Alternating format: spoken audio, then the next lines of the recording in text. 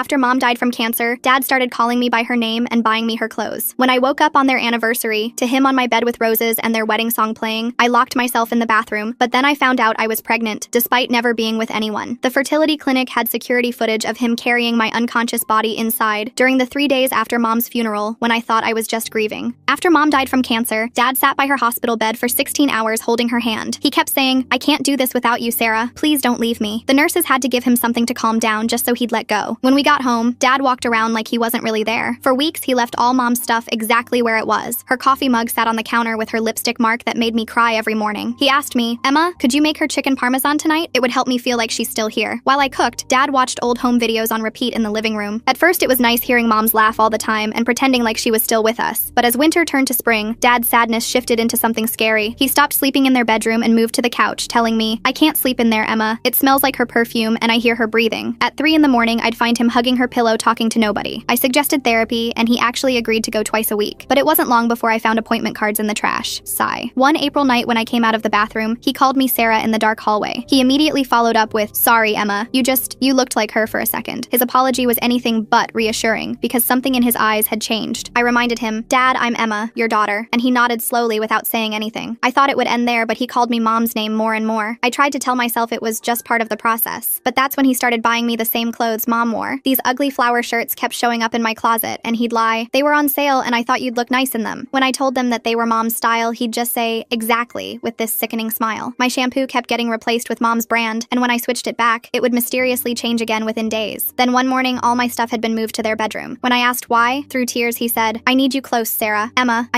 the nightmares are getting worse." That was the last time he called me Emma. I could tell something terrible was coming, but nothing could have prepared me for their anniversary morning. I woke up to him on my bed with a breakfast tray, roses everywhere, candles burning, and their wedding song playing. He smiled and said, "Happy anniversary, my love. I can't believe it's been 20 beautiful years of marriage." I sat up fast and said, "Dad, what the F is this?" Suddenly, I was hit with a wave of dizziness. When I tried to catch my balance, he smiled. "You've been so tense recently, Sarah, so I put anxiety medication in your water." I sat there helpless as he pulled out red undergarments. He held it up saying, "You wore this on our wedding night. Time to put it on again." I shook my head hard and said, "Dad, please, you're scaring me. I'm Emma." But his eyes looked empty. When I pushed the tray away, he grabbed my wrist hard. "Why are you acting like this, Sarah?" he said while I screamed, "Mom is dead. I'm Emma. I'm your effing daughter." His face twisted and he yelled, "Stop lying. You're my wife. You've always been my wife." He lunged forward trying to kiss me, hands grabbing at my chest while saying, "This is our anniversary. Stop pretending you don't remember our first time." I screamed, "Get off me!" and bit his lip until it bled. As I stumbled to the bathroom, he called, "Sarah, come back. Don't lock me out on our special day." I barely locked the door before he got there. He pounded on it saying, "I'll be gentle, I promise. Just like our first time. Please don't be scared, my love." When I didn't respond, his tone shifted to anger. "Sarah, open this door right now. A wife doesn't lock out her husband." All I wanted to do was call for help, but I didn't have my phone on me. When I heard him punching through the door, I screamed, "Help! Somebody help me!" Thankfully, somehow my neighbor Mr. Lee heard. Dad was able to unlock the door after he punched through it, and he had this sick smile. My skin crawled when he said, "There you are, sweetheart. No more hiding, catching me with a needle. This will help you remember who you are." I fought back as hard as I could, though I knew he could overpower me. But everything stopped when Mr. Lee pounded on our front door. "John, is everything okay in there?" he yelled. Dad called out, "Everything's fine, Tom. Sarah's just having one of her episodes again." But Mr. Lee yelled back, "John, Sarah's gone. I'm calling the police." I sobbed, "I'm not Mom. I'm Emma." The police found him on top of me telling them, "Officers, there's been a misunderstanding. This is my wife, Sarah." Even in handcuffs, he cried, "Sarah, tell them